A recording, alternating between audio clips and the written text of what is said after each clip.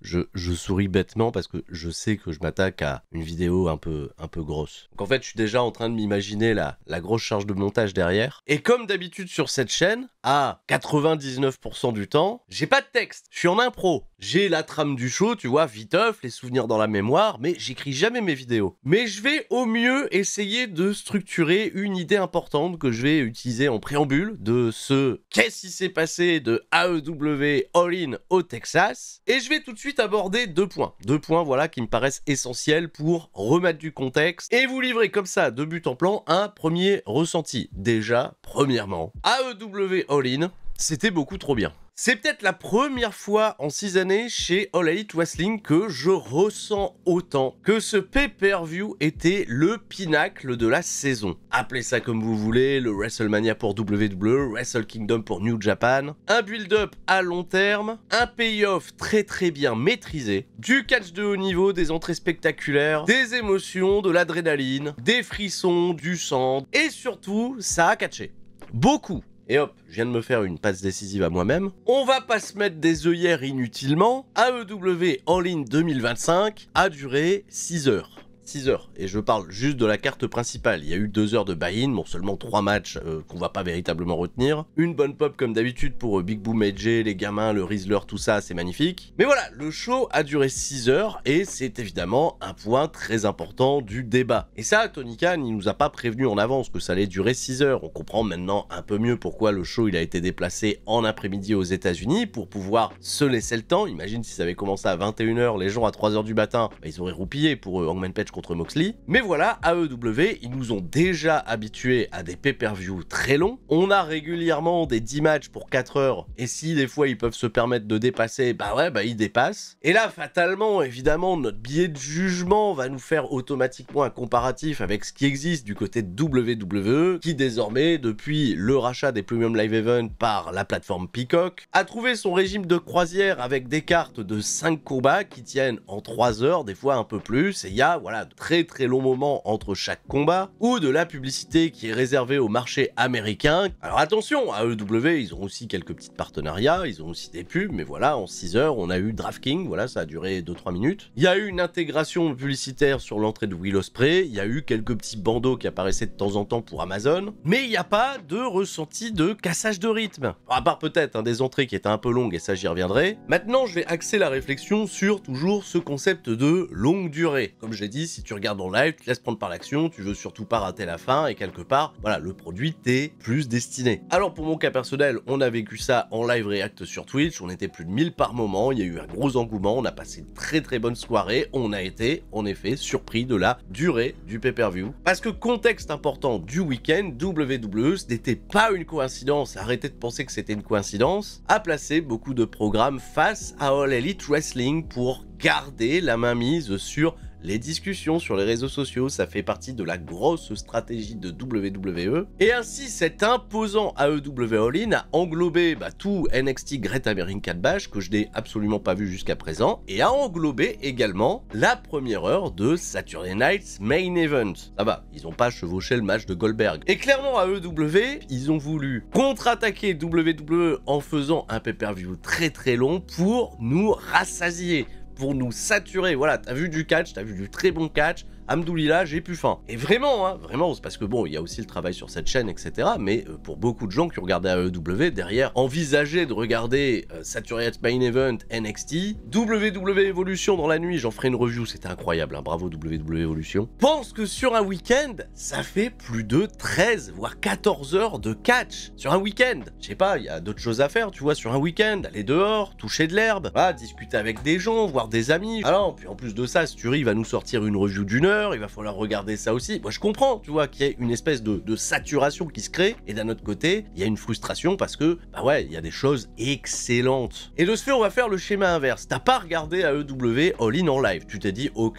peut-être, je sais pas, je rattraperai les images, j'ai quelque chose de prévu samedi soir. Là, tu te procures le show de manière légale ou de manière illégale, il y a une chose que tu vas voir obligatoirement, bah, c'est le timecode. C'est le timecode que tu as sur Thriller TV, sur ton lecteur VLC. Là, tu as lancé le truc et tu t'aperçois que bah ouais, le show dure 6 heures. Et bon, je vais être honnête avec vous, ça en rebute beaucoup. Non, 6 heures, je vais devoir, tu vois, rester concentré 6 heures, pas aller sur les réseaux sociaux parce que je risque de me faire spoiler. Mais bon, tu comprends, c'est compliqué, je peux pas m'empêcher d'aller sur mon téléphone tous les 20 minutes. Et je suis pas en train de caricaturer, hein, on est beaucoup à avoir développé avec les réseaux sociaux, les smartphones, ce problème d'attention. Et ce point-là, ce petit détail-là, c'est tout ce qui fait, à mon avis, selon moi, la différence aujourd'hui entre WWE d'un côté et AEW. WWE, dans leur stratégie, c'est d'inonder les réseaux sociaux. WWE, ils sont tellement forts aujourd'hui que tu peux suivre le programme, tout comprendre sans regarder le moindre show. Donc juste avec les clips YouTube, les réels, les shorts, les TikTok, les extraits de matchs décontextualisés, ce genre de choses-là, t'as l'impression d'avoir tout vu. Bah, il y en a beaucoup même qui disent on suit WWE uniquement avec les reviews sur ta chaîne et on regarde pas les shows, on n'a pas le temps. Alors si je te dis maintenant, va regarder AEW, ça dure 6 heures le bordel et te fais pas spoiler parce que la vache, si tu te fais spoiler, c'est quand même un peu triste, tu vas pas ressentir les émotions de la même manière. Et c'est ça la grosse différence à mon sens avec All Elite Wrestling. All Elite Wrestling, c'est un produit qui t'incite fortement à y consacrer toute ton attention. Si t'as pas les codes, si t'as pas les détails, si t'as pas été investi, et des fois même ça fait des références à des choses qui n'existaient même pas chez All Elite Wrestling et qui remontent à des années auparavant. Mais attention, pour All Elite Wrestling, bah, c'est totalement assumé. Et il se revendique pas être le programme le plus accessible qui soit. Bah non, déjà quand tu regardes ce qui se passe dans le main event, où ça se transforme en boucherie, et pour eux, beaucoup malheureusement c'est croix, c'est définitif, on peut pas regarder, c'est beaucoup trop violent pour nous. Donc je le dis et comprenez-le, AEW, c'est pas le produit le plus accessible. En revanche, si t'es juste un amoureux de la discipline et que voilà, ta curiosité t'amène à regarder des fois ce qui se passe dans le circuit indépendant près de chez toi ou autre, eh bien AEW c'était fantastique, c'était incroyable. Voilà, je m'arrête là parce que j'ai fait encore une fois une introduction beaucoup trop longue, mais je pense que cette réflexion était importante pour la suite. Alors je vais commencer cette review de All Elite Wrestling All In au Texas, Arlington, dans la soirée du 12 juillet 2025. Alors là, le format qui s'est passé va peut-être pas être des plus adaptés parce que je vais pas faire du gros play-by-play pour chaque combat, je vais surtout voilà partager mon ressenti, l'analyse, et surtout encore j'insiste, il n'y a pas une manière et une bonne manière de consommer du catch, vous le consommez exactement comme vous voulez, vous kiffez les catcheurs que vous voulez, vous kiffez les styles que vous voulez, il n'y a pas d'obligation, voilà, il n'y a pas un truc qui va faire de vous un moins bon fan de catch qu'un autre. Je referme cette intro, on est parti, AEW All In, qu'est-ce qui s'est passé?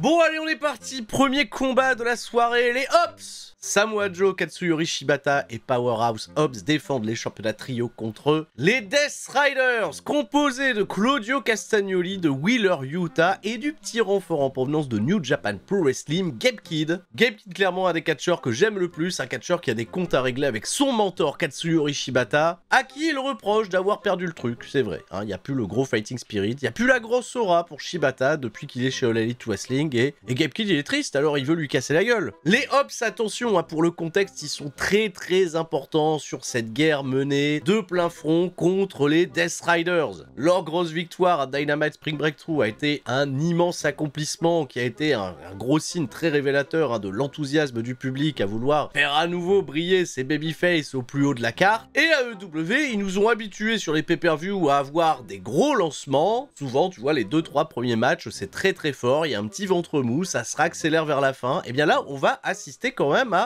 une entame de pay-per-view qui va vraiment se faire crescendo. Alors attention, un très bon match trio, ça va durer 15 minutes. On prend un malin plaisir à voir Wheeler Yuta se faire bully par les Hobbs. Un Samoa Joe qui collecte toujours autant avec les fans, sans être ultra spectaculaire, c'est juste bougrement efficace. Sans grande surprise pour ma part, les Hobbs ont remporté la victoire parce que Gabe Kidd il va être occupé du côté de New Japan avec le G1 Climax, il va fatalement pas être présent pour défendre les championnats trio s'il venait à les remporter. Mais le point important va résider dans un long aftermatch, peut-être un peu long pour nous passer cette idée. Les Death Riders vont récupérer leur hit, vont attaquer les Hobbs, il va y avoir un gros pile driver porté sur Shibata qui a ses problèmes de nuque, donc évidemment on va peut-être pas le revoir plus tard. Powerhouse Hobbs s'est fait massacrer à coups de chaise, et Samoa Joe a subi ce gros brisage de nuque avec la chaise de la part de Claudio Castagnoli, ce qui nous avait déjà été beaucoup vendu en weekly pour écarter des catcheurs du processus créatif et faire passer les Death Riders pour des gens cruels. Il va donc y avoir une longue évaluation de Samoa Joe en civière, et ce qui justifiera que les Hobbs, qui étaient les opposants principaux des Death Riders, n'interviendront pas dans le main event, le Texas Deathmatch, pour épauler un Hangman Page qui, on se doute, aura besoin de pas mal de backup dans un combat où tout sera permis. Donc c'était bien, ça racontait l'histoire pour la suite.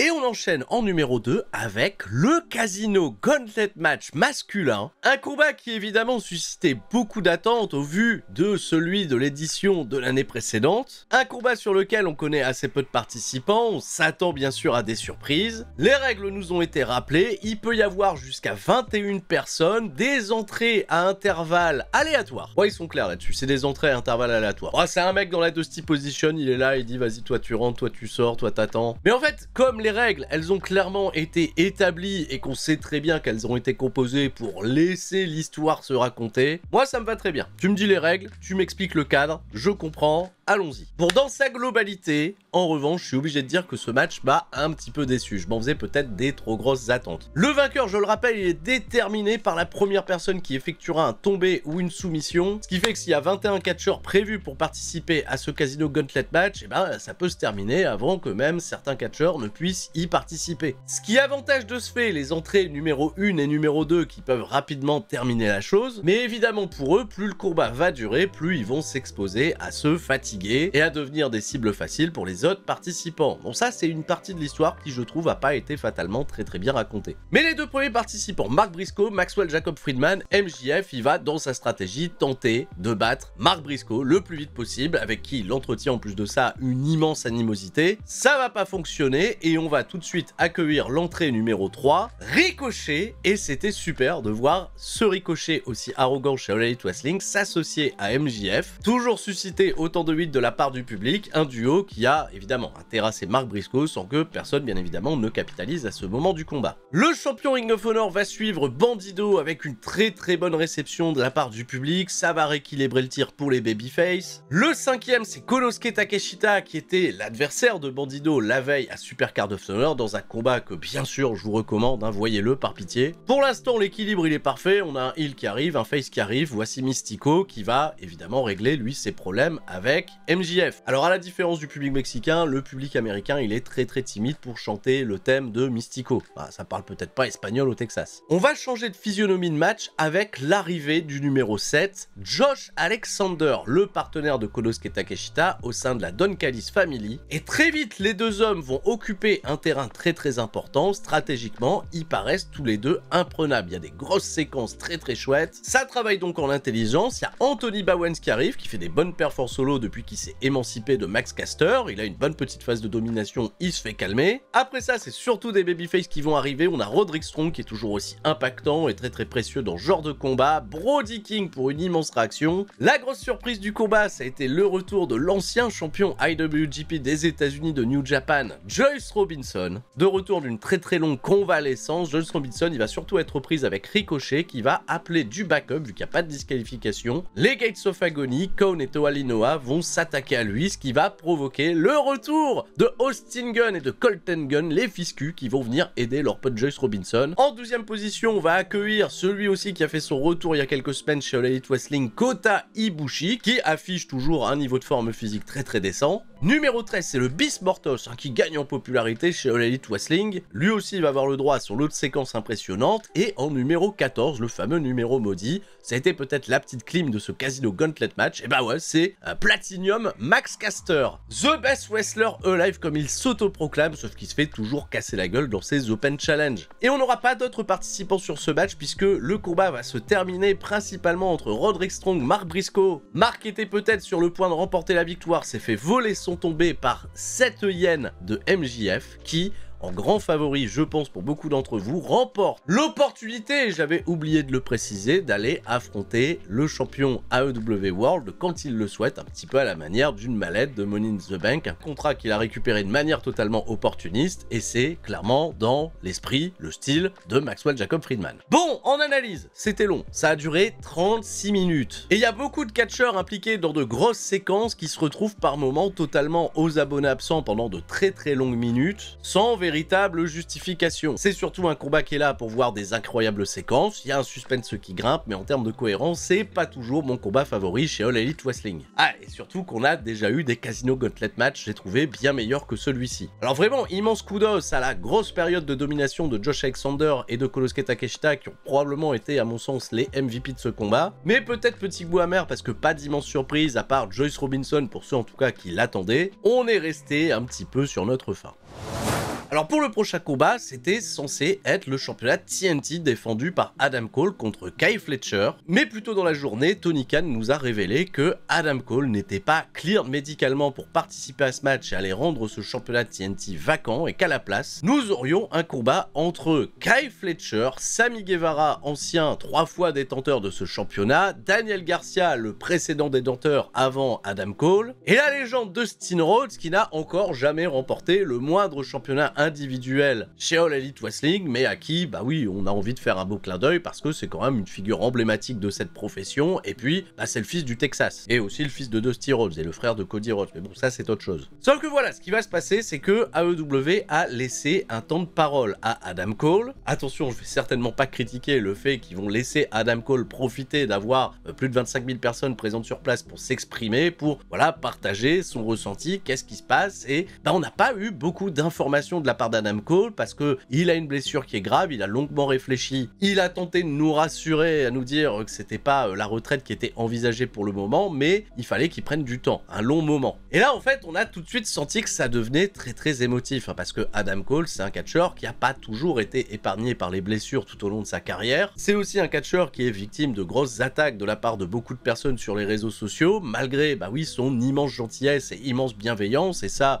je pense que si vous connaissez un petit peu le bonhomme, vous en avez bien conscience. Et en fait, c'était vraiment un très beau moment de le voir communier avec les fans, de partager cette émotion, mais ça a laissé un petit froid pour la suite. Alors, Adam Cole, on va lui souhaiter le meilleur. Il y avait Kyle O'Reilly et Roderick Strong, ses partenaires dans Paragon, qui étaient là pour, bah voilà, l'épauler pendant cette dure épreuve. Et clairement, après ce long discours très émouvant, c'était compliqué de passer hein, pour les 4 catcheurs. Hein, l'atmosphère, elle était totalement différente. Et ce combat, qui était le plus court sur la carte, hein, puisqu'il a duré 14 minutes 23, m'a semblé être celui qui était le plus long. Je vais juste retenir le moment assez fun à la fin du match où Kyle Fletcher s'est fait sonner les cloches par tous ses adversaires. Ah, voilà, pour le coup, Kyle Fletcher, il a pris très cher. Sammy Guevara et Dustin Rhodes, qui sont les actuels champions par équipe de Ring of Honor, ont fini par en venir aux mains après un super kick accidentel de Sammy Guevara. Dustin Rhodes s'est pas laissé faire et Dustin Rhodes va, de manière j'ai trouvé particulièrement héroïque, remporter la victoire sur un combat où on attendait beaucoup plus Kyle Fletcher hein, pour succéder à Adam Cole. Finalement, je pense que All Elite Wrestling a pris la bonne décision de remercier la légende dans un premier temps, mais aussi de donner un vrai feel-good moment au stade après bah ouais, la lourde annonce d'Adam Cole. Et là, il y a une très belle célébration pour Dustin Rhodes qui est ému aux larmes, c'est trop choupi. Il va être rejoint par ses propres fils hein, qui se projettent à devenir catcheur. Il va être rejoint par les fils Van Erich avec qui il est également détenteur des championnats trio du côté de Ring of Honor. La célébration elle est belle, il y a une standing ovation et c'est vraiment tout ce qui a à revenir de ce match, à savoir bah, son vainqueur. Et bravo Dustin Rhodes hein, parce que voilà, il a en quelque sorte terminé son histoire lui aussi, bah c'est beau. Et vraiment à ce moment-là, c'est ce qui va, je trouve, clôturer le ventre mou parce que la prochaine affiche, mon Dieu mes aïeux, celle-ci elle était vraiment toute particulière.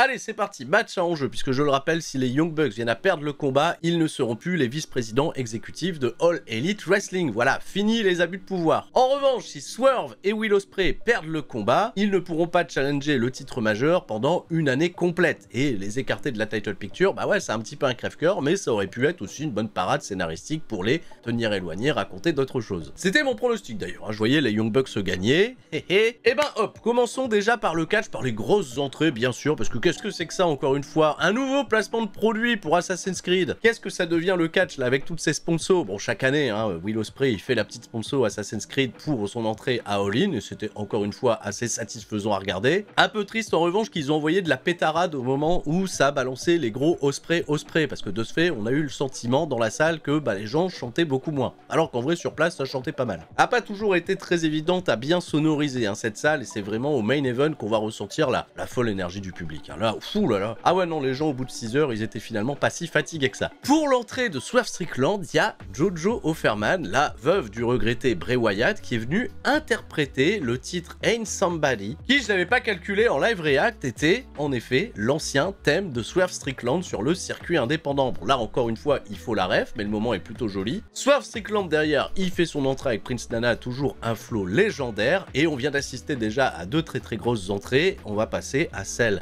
des Young Bucks, qui nous ont encore une fois cassé les couilles avec le flutio et le tambourin, les pères fondateurs, le discours de Justin Roberts qui n'en termine pas. Là, vraiment, c'était long. Bon, ils sont arrivés en bateau, là, ils se sont posés, là, il y a un bateau qui s'est levé, c'est, voilà, la barque, les pères fondateurs, le Mont Rochemort. Pour le Mont Rochemort, c'est aussi une ref à Pro Wrestling Guerrilla, pour ceux qui le savent. Mais je peux pas occulter un truc, hein. Les entrées pour ce combat ont duré, en tout et pour tout, 25 minutes. Bon, allez, faites-vous plaisir, 25 minutes d'entrée. Soit. Alors, ce match, il a été beaucoup commenté sur Internet, notamment pour une séquence qui arrive en fin de combat où on a eu un enchaînement de spots totalement hallucinant, avec des esquives d'Ospreay et de Nick Jackson qui combinent toujours aussi bien dès lors qu'ils se retrouvent l'un face à l'autre, les arrivées de Swerve Strickland, de Matt Jackson, il y a des super kicks, il y a des esquives, il y a du no-selling poussé par l'adrénaline, mais ça, tout le monde n'est pas prêt pour ce genre de choses. Enfin, visiblement, les gens dans la salle qui avaient payé pour voir All-In, plus la séquence avançait, plus les gens se mettaient debout sur leur chaise. Et la réaction derrière, elle était folle. Je pense que le but du catch, c'est d'avoir ce genre de réaction. Et vraiment, c'est des commentaires qui m'agacent parce que tout le combat repose sur un immense storytelling. Ce que j'ai adoré, c'est que très vite, on va comprendre dans ce combat qu'on a une équipe composée de très fortes individualités, à savoir Swerve Strickland et Will Ospreay. Et de l'autre côté, on a une association, Nick Jackson, Matt Jackson, qui sont probablement l'une des meilleures équipes de tous les temps, avec des automatismes, et très vite, ils vont prendre le dessus sur le début du combat, obligeant Ospreay et Swerve à changer d'approche, à devoir se concerter, à devoir cravacher pour revenir dans la compétition. On a fait comme ça un peu chauffer le moteur du diesel et on a été rendu pour un combat qui a duré 26 minutes qui m'ont totalement régalé. Alors je pense pas qu'on ira y mettre un 5 étoiles, ou si vous voulez mettre 5 étoiles, mettez 5 étoiles. On a vécu surtout un immense suspense et un drama qui a continué à grimper crescendo. Parce que au-delà de la grosse séquence qui a été le moment qui a véritablement réveillé toute l'arène, Swerve, Ospreay, les Bucks, ils ont plusieurs manœuvres qui peuvent être considérées comme des finishers puisque ils remportent rarement leur combat avec les mêmes moves. Les Bucks tout au long de leur vie, ils ont le More Beg for Your Bucks, ils ont l'Indie Taker, voilà là, le Meltzer Driver si vous préférez. Ils ont le BT Trigger, ils ont leur série de super kicks totalement assassins. Swerve, il a le Double Full Stomp, le House Call, le Big Pressure qui peuvent tous terminer un combat. Ospreay, il a l'Iron Blade, le Stormbreaker, le Tiger Driver, le Husk Cutter et bah oui, à partir de là, tu peux en effet faire des gradations dans des grosses nearfalls dramatiques en fin de combat. Et je pense vraiment ce qui a été le gros tournant du match dans la tête de beaucoup, c'est que peut-être on s'attendait à une petite prise de bec entre Will Ospreay et Swerve Strickland, et c'est ce qui va se passer. Ospreay va accidentellement buter, alors là littéralement buter Swerve Strickland et se retrouver dans une situation où il a été isolé en 2v1 et a résister énormément face aux Young Bucks. Et alors qu'il était en train de subir une série monumentale de super kicks au visage, il n'a pas faibli, mais c'est Swerve Strickland qui est venu se dresser devant lui tel un bouclier. La séquence a été magnifiquement filmée, ça a été très bien interprété. Et c'était super important de nous présenter ce Swerve Strickland en gros héros, et ça aura son incidence pour un peu plus tard dans le show. Voilà, ça je vous apprendrai rien. Ospreay et Swerve, libération terrible, ils vont remporter la victoire. Un autre immense feel-good moment pour le public qui a été véritablement bien gâté ce soir à All-In. Bravo messieurs pour ce combat encore une fois super athlétique dont on espère revoir des images bientôt sur la chaîne YouTube de All Elite Wrestling. Parce que ça aussi, tiens, j'ai oublié d'en parler, mais All Elite Wrestling, ils ont attendu 6 ans pour faire ce que WWE fait très bien sur YouTube, à savoir nous redistribuer des matchs importants gratuitement. Et ça, pour rendre justement ton produit accessible, bah, c'est pas une mince affaire. Rendez AEW gratuit sur notamment ces grosses rencontres. Et ça fait plaisir, comme ça vous pouvez aller découvrir. Maintenant, vous n'avez plus d'excuses. C'était pas évident de passer après ça, mais le Casino Gauntlet féminin va suivre ensuite. Et comme pour le Casino Gauntlet masculin, on peut s'attendre à des surprises, il va y avoir des happenings. Et c'était peut-être au final pas une mauvaise chose d'agencer les choses de cette manière. Je vais pas revenir sur les règles, désormais vous les connaissez. Les deux premières participantes sont Kris Statlander et Megan Bayne. Deux catcheuses qui se sont beaucoup croisées ces dernières semaines chez All Elite Wrestling. Megan Bayne a toujours été victorieuse de ses affrontements, mais attention, Kris Statlander, c'est une immense valeur sûre depuis des années chez All Elite Wrestling, alors le début de combat va être très disputé et c'est plutôt très chouette. La numéro 3 était Willow Nightingale qui a une grosse histoire, un gros passif avec Kris Statlander et ça s'est parfaitement réglé dans le ring. Il y a eu une très bonne réaction de la part du public pour Willow Nightingale qui fait elle aussi partie des meilleures. Ty Mello est arrivé en 4e position accompagné de Anna Jay, ce qui signifiait que Anna Jay n'allait peut-être pas prendre part à ce Casino Gauntlet match, qui l'empêchera pas de s'impliquer derrière et ce qui n'empêchera pas non plus une autre personne de s'impliquer ensuite, à savoir Harley Cameron qui a fait son retour et désormais désormais, il y a ce petit trio sympathique qui se composait, Tay Melo, Anna Jay et Harley Cameron. La 5e participante, c'est la catcheuse autrichienne qui vient d'arriver chez All Elite Wrestling, Tekla, en provenance de Stardom, qui comme d'habitude, gros star power, a fait un bel impact, mais peut-être pas hein, dans la décision pour aller chercher la victoire finale. Julia Hart est arrivée en 6, et Julia Hart est arrivée accompagnée de Sky Blue, qui, on l'a compris, n'allait pas prendre part à ce combat, mais attention, Sky Blue, elle s'est énormément impliquée. Et ok, il n'y a pas de disqualification dans les Casino Gauntlet match, mais c'était un peu dérangeant, parce que j'avais l'impression à plein d'endroits, et d'ailleurs, je pense qu'ils ont cherché fatalement à nous induire en erreur là-dessus. Sky Blue, on avait l'impression qu'elle était une participante du match. Elle va même abandonner sur une prise de soumission qui a été portée par Mina Shirakawa qui arrivera ensuite, et de ce fait, Mina pensait qu'elle avait gagné le combat. Mais non, Sky Blue, elle est pas dans le match officiellement, c'était un peu drôle. On a eu également la participation de Queen Aminata, hein, qui gagne en popularité chez All Elite Wrestling. Elle l'avait annoncé officiellement, mais la championne Ring of Honor Athena en provenance du Texas est arrivée sous une immense pop et tout de suite a fait une immense différence dans le combat. Sa précédente challenger lors de Super Card of Honor est arrivée ensuite, Thunder Rosa, hein, comme quoi il y a des entrées qui arrangent tout le monde hein, au niveau des confrontations, des face-off. La grosse surprise, enfin surprise à moitié, hein, puisqu'elle a été également annoncée intégrer le roster de l'Elite Wrestling lors de Super Card of Honor, c'est la catcheuse japonaise Shuri, ancienne championne World Stardom et ancienne championne IWGP. Shuri, elle a des gros classiques tout au long de sa carrière, c'est une catcheuse japonaise ultra importante. Ça va être pour elle le premier gros test de briller sur une toute nouvelle scène, et Shuri va être rejoint derrière par la catcheuse anglaise Alex Windsor, qui avait également annoncé qu'elle rejoignait All Elite Wrestling incessamment sous peu. Et là, c'est magnifique parce qu'ils vont laisser le temps à Shuri et Alex Windsor de se confronter, les deux femmes qui avaient livré un gros classique en Angleterre chez Pro Wrestling Eve il y a quelques semaines. Et tout de suite, là, leur fluidité, leur catch a totalement convaincu le public. Et il va y avoir vraiment d'excellentes séquences, hein. Voilà, Alex Windsor, c'est la dernière à entrer, 12e et dernière participante. Je me suis beaucoup amusé sur ce gauntlet féminin, peut-être même un peu plus que pour le gauntlet masculin. Il a duré moins longtemps, celui-là, moins d'une demi-heure. Et surtout, bah voilà, c'était une belle surprise et peut-être la personne parfaite à faire gagner au vu de son immense momentum accumulé dans la compagnie, à savoir la victoire de Athena qui est venue représenter le Texas, et Athena va elle aussi se permettre comme MJF d'avoir une opportunité quand elle le souhaite de remporter le championnat AEW Women's contre celle qui gagnera le match entre Toni Storm et Mercedes Moné. Quelle que soit celle qui remportera le combat, Athena contre l'une ou l'autre, ça va être exceptionnel bien sûr. Hein. Athena, vraiment une des meilleures catcheuses en activité, c'est indéniable. Bravo, félicitations, très bon moment encore une fois offert sur ce AEW All-In. Et elles ont parfaitement rempli le contrat, hein. Passé après Ospreay Swerve et les Bucks, c'était parfait. Un peu plus tôt dans la soirée, on a appris que FTR, qui avait battu les Outrunners dans le Zero Hour, allait être à la table des commentateurs pour le combat qui allait suivre, le combat de championnat par équipe, où le Hurt Syndicate de Bobby Lashley et de Super Shelton Benjamin, qui est beaucoup trop fort, allait défendre les championnats par équipe contre Jet Speed, Mike Bailey et Kevin Knight, et The Patriarchy composé de Christian Cage et de Nick Wayne. On a eu le droit à de très grosses entrées pour le Hurt Syndicate, avec le thème qui a été chanté live et plutôt très bien par les interprètes Westside Gunn, Smoke Disa et surtout MVP. MVP, flow légendaire, incroyable. Alors c'était un combat qui n'était pas des plus excitants à mon sens sur le papier, j'aurais presque préféré avoir Mike Bailey et Kevin Knight challenger seul le Hurt Syndicate avec qui il y avait une grosse histoire à raconter, et ça s'est pas trop ressenti sur le match. Patriarchy, c'était intéressant notamment pour ce qui se passera dans l'angle d'aftermatch, hein, qui impliquera FTR, mais vraiment sur ces 18 minutes de match, la performance physique et athlétique de Shelton Benjamin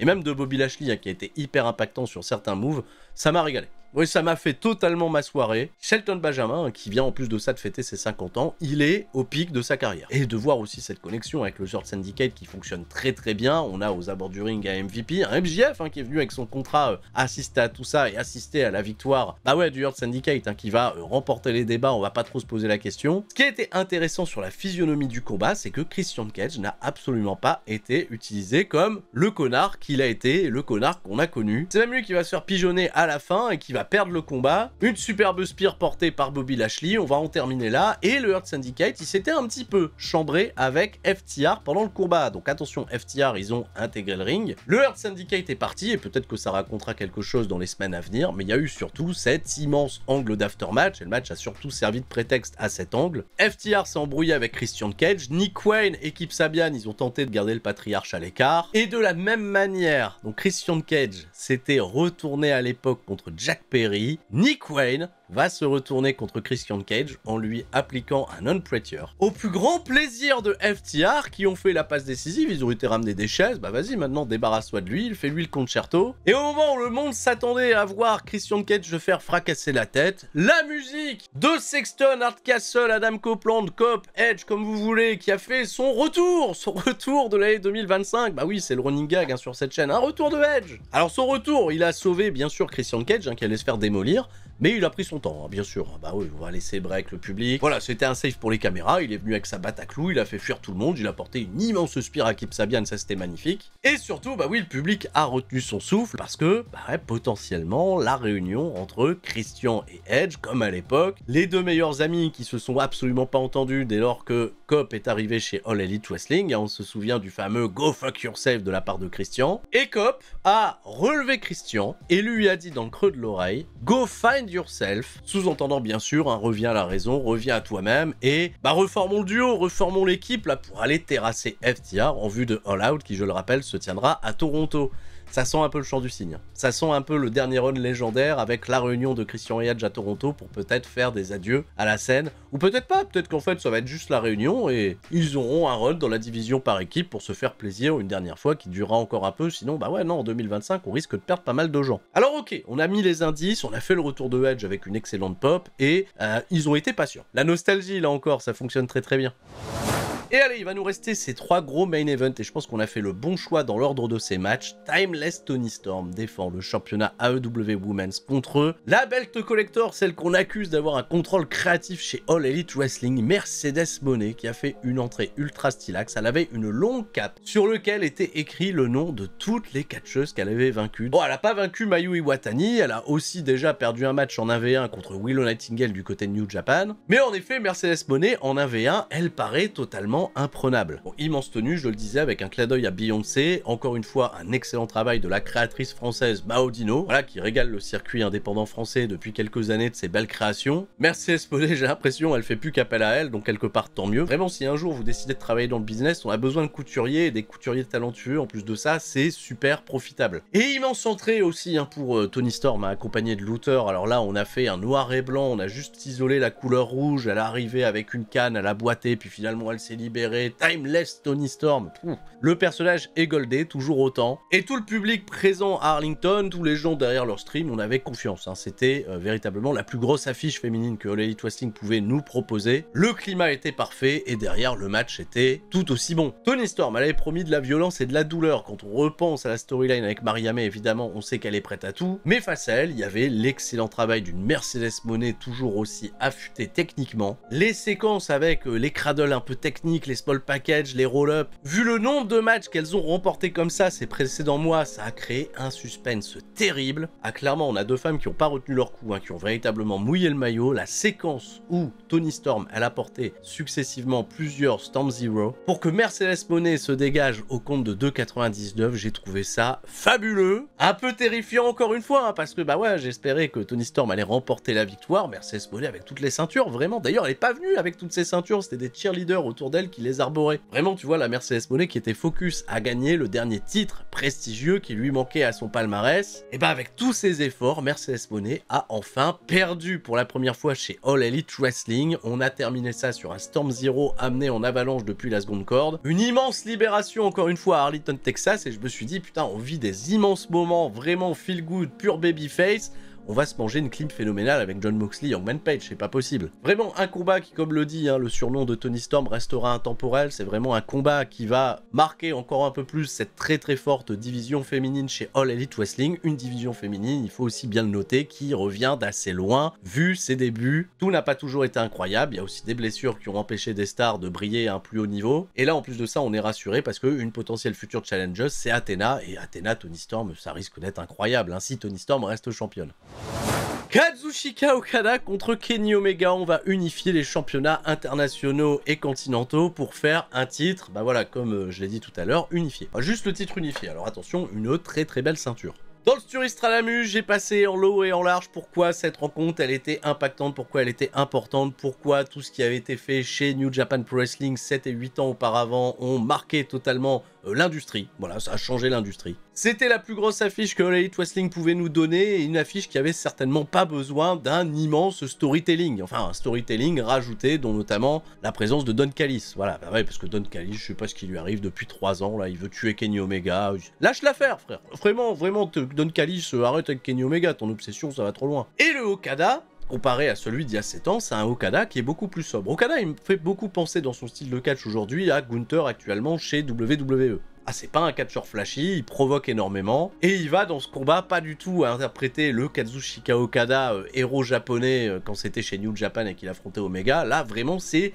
le catcheur étranger, foreign superstar, et Kenny Omega, bien sûr, c'est le héros de toute une compagnie. Alors, immense entrée pour Kenny Omega avec l'interprète de son nouveau thème, la façon Final Fantasy, une chorale, voilà, les flammes, tout ça, bon voilà, c'était grandiose, hein, comme je dis, c'est vraiment pour ça que All In avait ce sentiment, tu vois, de grand spectacle, pinacle de toute la saison. Bon, je me répète, bah oui, c'est des combats qui ont défrayé la chronique, puisque Dave Meltzer, il a pété son système de notation, dont on est passé de 5 à 6 étoiles, à 7 étoiles, voilà, ça va beaucoup trop loin, tu vois, Omega, Okada, fatalement, il y a des grosses attentes. Et au final, après un combat qui a duré 31 minutes, c'était peut-être pas à la hauteur des attentes de tous. Mais tu vois, comme on dit dans le rap, comme on dit dans la musique, c'était peut-être l'album de la maturité. J'ai adoré ce Kenny Omega contre Kazuchika Okada, qui était en effet un peu moins flashy que les précédents. Il y a eu une ou deux séquences où ça s'est énervé, où on a ressenti la très grosse chimie entre les deux catcheurs. Il y a eu cet immense travail de Kazuchika Okada sur la paroi abdominale de Kenny Omega, qui vend cette diverticulite qu'il a subi, qu'il a tenu à l'écart pendant une année, il la vend depuis son retour en 2025. Et en fait, ce fait de match, le fait qu'on ait cette grosse 8 à un endroit très ciblé, c'est ce qui faisait la grosse différence, j'ai trouvé, avec les précédents affrontements qu'il y avait chez New Japan, où on était plus sur un terrain à 50-50. On n'a jamais véritablement connu un Kazuchika Okada heel. Il était arrogant certes, notamment dans le dernier combat à Dominion, mais il a jamais eu le penchant véritablement méchant, sadique. Et là, clairement, le Kazuchika Okada actuel, c'est un sadique. Non, c'est un sadique, il n'y a qu'à le voir sourire, là, par endroit, voir Don Callis s'applaudir. Alors, Don Callis, bon, oui, il s'est impliqué physiquement dans ce combat. Okada, attention, il m'a fait très peur, hein, notamment sur une chute depuis la 3e corde, où il arrivait face première contre le sol. Je me suis dit, c'est bon, là, il y a une commotion, là, c'est pas possible, on va devoir arrêter. Ça s'est poursuivi, Kenny Omega a repris l'avantage, Kenny Omega, il a réussi à amener son One Wing Angel, et c'est l'arbitre, voilà, qui s'est fait tirer le pied par Don Callis, et on n'a pas appliqué les règles du championnat continental, il n'y a pas eu de disqualification, alors que, bah ouais,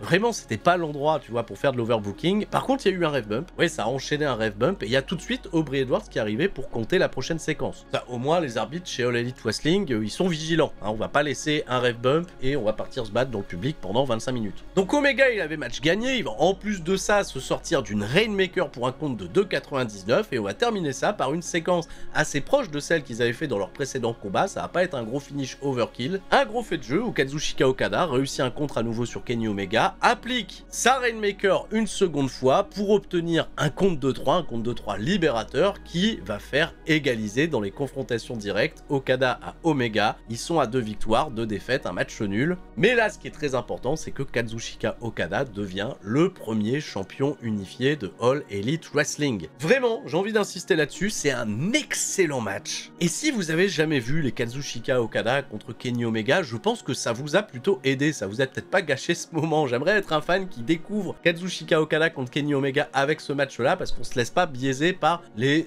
immenses dingueries qu'ils ont fait précédemment, qui sont certainement au-dessus encore techniquement que celle-ci. Mais vraiment, ce combat était très bon. Et c'était pas simple en plus de ça, de passer après Tony Storm et Mercedes Moné qui ont fait une dinguerie là encore juste avant. Et ça a duré 30 minutes. Ouais, c'était long, bien sûr, mais évidemment, Kenny Omega, Kazuchika Okada, vous attendiez à quoi?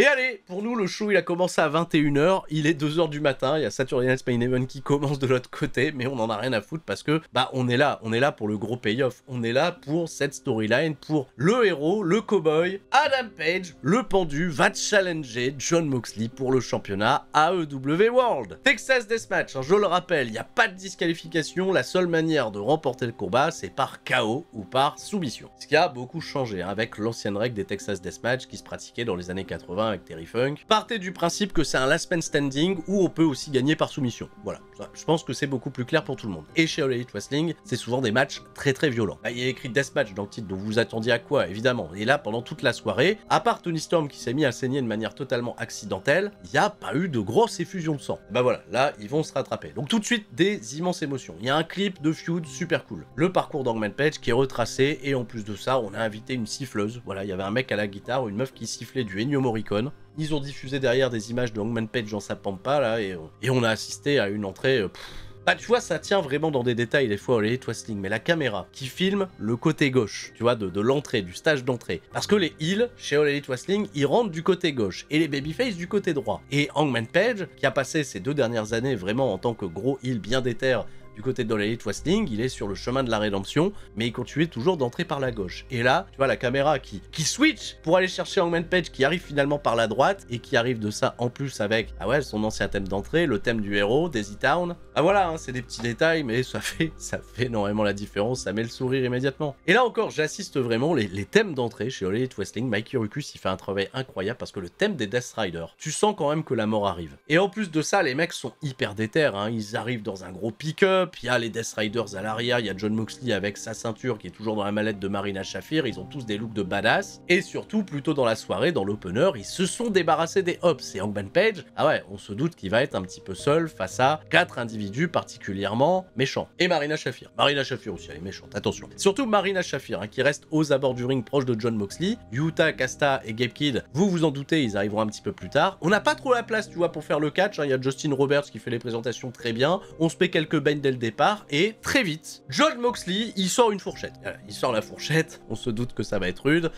Hangman Page, il a aussi sa fourchette. Et là, les premières images, très tôt dans le combat, où Hangman Page, il martèle la tête de Jon Moxley avec la fourchette, et que ça pisse le sang immédiatement. Non mais là, le sensationnalisme est à son paroxysme. Alors si vous n'êtes pas des amateurs de sang, d'hémoglobine, si c'est un petit peu trop violent pour vous dans le cadre, je comprends totalement que c'est dérangeant. À titre personnel, moi j'aime bien, voilà, j'ai peut-être un problème, hein, j'en sais rien. Attends, peut-être un des plus grands matchs chez All Elite Wrestling, c'est Adam Page qui boit le sang de Swerve Strickland. Là, attention, Adam Page, je le dis tout de suite, il a bu le sang de personne. Non, ça a été. Et les deux, là, Hangman et Mox, c'est la violence incarnée. C'est un truc de fou. Non, vraiment, les deux, dans leur acting, dans leur selling, dans la gradation des spots qui vont amener avec déjà les tessons de verre. Oh, les tessons de verre. Ah, le barbelé, les chaises barbelées, la souplesse sur les 2 chaises. Allez, vraiment, jusque-là, c'est très très bien. Et il y a l'overbooking. Et là, l'overbooking, on était d'accord, on était préparé, on sait, parce que Moxley nous casse les couilles depuis des mois et des mois avec l'overbooking dans ses combats, les interventions à répétition. Et ils vont d'abord y aller avec Wheeler Yuta qui va se faire repousser par Hangman Page. Il y a Marina Shafir aussi qui va passer à travers 2 tables après un Dead by Driver de Hangman Page. Et il y a du backup, et le premier à faire du gros backup, c'est Will Ospreay. Will Ospreay, il avait promis à Hangman Page qu'il serait là pour l'épauler si les Death Riders s'en mêlaient. Mais le problème, c'est que Will Ospreay, il va être stoppé par Castagnoli, par Gabe Kidd, et il va subir le même traitement qu'a subi Samoa Joe un petit peu plus tôt avec...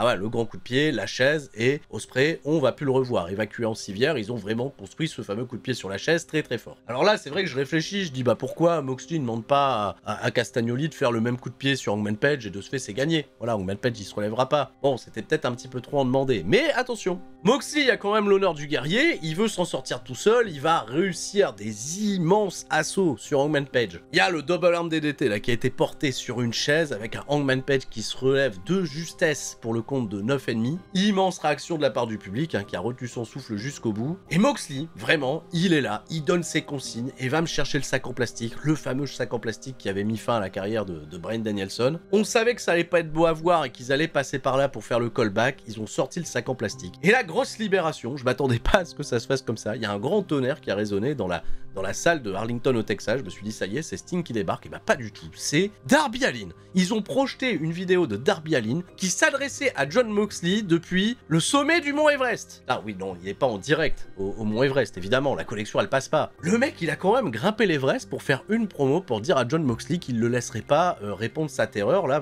quoi? Et alors que c'est la confusion la plus totale sur ces images qui nous sortent d'on ne sait où, il y a un mec avec un masque de Blue Panther qui arrive et qui commence à faire yes, on a tous deviné, c'est Bryan Danielson. La pop pour Bryan Danielson qui revient s'impliquer, mettre un Bush Sacconi à Wheeler Utah, venir mettre des coups de pied sur des Gepki, des Castagnoli. En plus, il fait la petite dédicace à Blue Panther qui est son catcheur mexicain préféré qu'il avait affronté à la Reine de Mexico l'année précédente. Enfin voilà, tout est mignon et il y a aussi le côté très très rebelle de Bryan Danielson à qui WWE quelques semaines auparavant lui a renvoyé un message pour lui dire arrête de faire yes, c'est notre truc à nous, et qu'il a pas pu résister. Hein. Yes dans tous les sens, et là quand t'as plus de 25 000 personnes qui sont à l'unisson avec Bryan Danielson le héros, et en plus de ça il va être épaulé par Darby Allin qui... Ah voilà, il fait une descente en câble comme le faisait à l'époque Sting, et la pop pour Darby Allin elle est nucléaire quoi, c'est vraiment l'association des babyface, ils vont réussir à dégager le reste des Death Riders, de ce fait on se retrouve dans cette situation de mano à mano, Hangman Page, Jon Moxley, et les mecs sont à bout, quoi. Il y a là, c'est effusion de sang, qui va gagner ce match? Il y a une première buckshot lariat d'Hangman Page, il va en faire une deuxième, parce que Moxley, à chaque fois, il retombe sur les pieds, hein. Je sais pas comment il fait. Il va le dingue à l'extérieur du ring, l'arbitre contre, et c'est Marina Shafir qui revient d'entre les morts pour redresser Jon Moxley, elle lui dit un gros fuck you, et derrière Hangman Page se tiennent